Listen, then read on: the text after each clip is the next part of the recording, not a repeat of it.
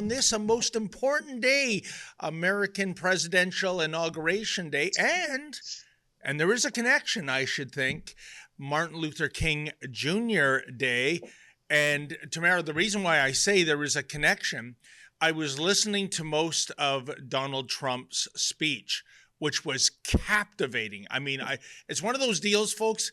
I think the ultimate compliment in radio is you get to your destination and you can't get out of the car because the broadcast is so compelling. And even if you're going to be late. And what Donald Trump was hammering forward was, this is the end of DEI. This is a new age of a meritocracy. And Tamara, as you well know, Dr. Martin Luther King Jr., this is exactly more than 50 years ago what he was preaching, his dream, not to judge a child by the color of their skin, but the content of their character. And it is so woke these days in North America when it comes to school boards. If you had somebody subscribing to Dr. Martin Luther King Jr.'s philosophy, they would be frog marched out by security and or police. And I'm not kidding, folks, because it's happened. This whole idea of being colorblind, wanting a colorblind society where you're judged by your merits, not by your identity politics. That's what Dr. Martin Luther King Jr. was preaching all this time. That's how far away we've gone from his dream. And to see Donald Trump say, words to the effect, guess what? The United States military is going to be the world's strongest military once again, as it was in 2017 under his stewardship, and not some kind of a DEI woke factory, that the education system is not going to be teaching American children to hate themselves. Tamara, what a breath of fresh air. Sorry to go on, but I was just absolutely captivated.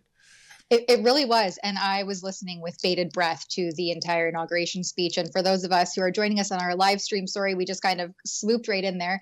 But as you all probably know, it's January 20th, which is Inauguration Day in the United States. And President-elect, now President Donald Trump, has officially taken the reins and just gave a very compelling inauguration speech where, as David was mentioning, really wanted to focus on bringing the military back into a merit-based system instead of what he called socially engineering race and gender into both public and private life. So one of his first orders of business, which, there were many, he said verbatim, he was announcing a dozen historic executive orders, and he was seemed to lean on a little bit of the conservative rhetoric that we hear here in Canada, where he is bringing common sense into his policy announcements. And I took a whole page of notes here. I'm asking one of our editors, Alex Dollywall, to get a write-up about this up on the website right away. But that, to me, the end of DEI, diversity, equity, inclusion, the end of this children are born in the wrong body nonsense. He said very succinctly, there are only two genders, male and female. And the litany of things that he announced today really make it tempting for someone like us who live in the most expensive province in all of Canada, whose taxes are through the roof, whose social service delivery, like our healthcare, our school system, are absolutely abysmal, if not complete and utter failures.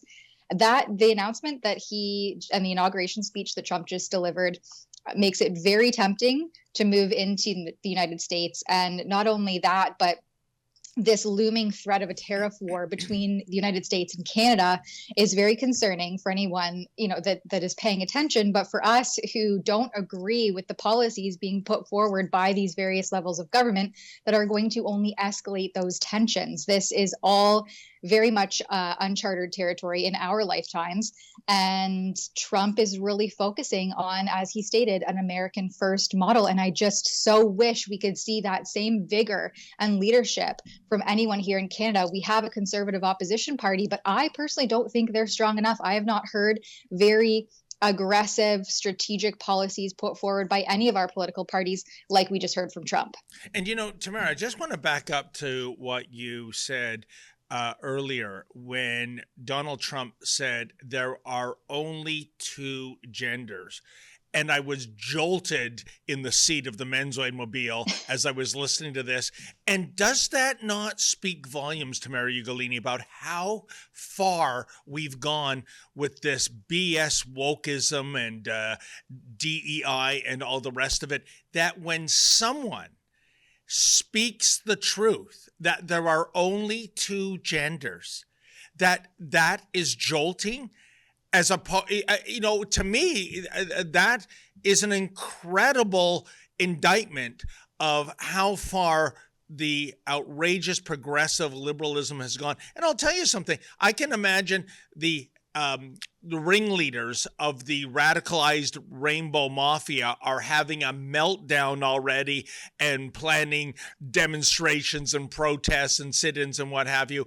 Even though, and by the way, Tamara, when I say that, I'm not, denouncing gay and lesbian and bisexual and even transgender people who just want to live their lives, be in suburbia, get along, not try to change agendas when it comes to what's being taught in school and the whole drag queen agenda and waging war on women's sports and change rooms and bathrooms. I'm talking about the radicalized elements that, really want to be the tail wagging the dog.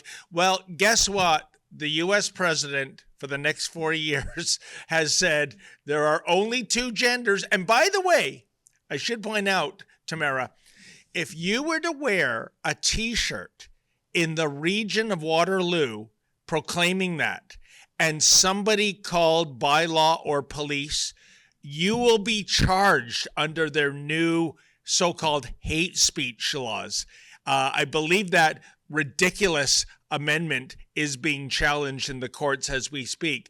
But can you imagine from Donald Trump saying there are only two genders, speaking the truth, to having a region in Canada where if you speak the truth, you're under arrest and here's your ticket? Unbelievable. Canada is clinging on to the status quo and the same old, same old. They're too afraid to ruffle any feathers or branch out and do something a little different. Canada's going to be left in the dust as Trump revolutionizes the bureaucracy and the way that the country is being run in the United States as its northern neighbor. We are going to be left in the dust if we don't do the same. The things that he announced today, he's declaring a national emergency at the southern border to halt illegal entry into the United States, returning millions of what he called criminal aliens back to the places in which they came. His remain in Mexico policy will be reinstated. He's designating cartels as foreign terrorist organizations, invoking the Alien and Enemies Act to utilize law enforcement back onto the borders and get rid of these criminal networks and gangs to defend the country from threats of invasion. He's going to defeat record inflation, bring down costs and prices, as he stated himself, rapidly, declare a national energy emergency. And, his quotes, his famous quote, "Drill, baby, drill." So he repeated that over and over again, that they're going to utilize the liquid gold from under their feet, make the Americans a superpower in the energy world once again. He's going to end the Green New Deal to revoke the electric vehicle mandate, right? We have that one coming up. What is it, David, in 2030, where you will be mandated to purchase an electric vehicle? They will no longer. Yeah. EVs don't have tailpipes, but guess what? That is a pipe dream. Not going to happen, whether it's 2030 or 2035, will not happen. But Tamara Ugolini, I want to pick up on what you talked about, the criminal aliens that he's going to deport. And I love that take, that rebranding of illegal aliens, not what blackface calls them here, irregulars. You know what? A pair of socks is that's irregular. When you find them in the bargain bin, you're going to get $2 off. Not somebody who got into the country illegally. But if anyone is saying, oh, look at Donald Trump, rewriting the law with this MAGA agenda, et cetera, no, that's not the case. The act you referenced, Tamara, goes back to 1798, before any of us were ever born, before our parents were born. So he's just enacting current legislation.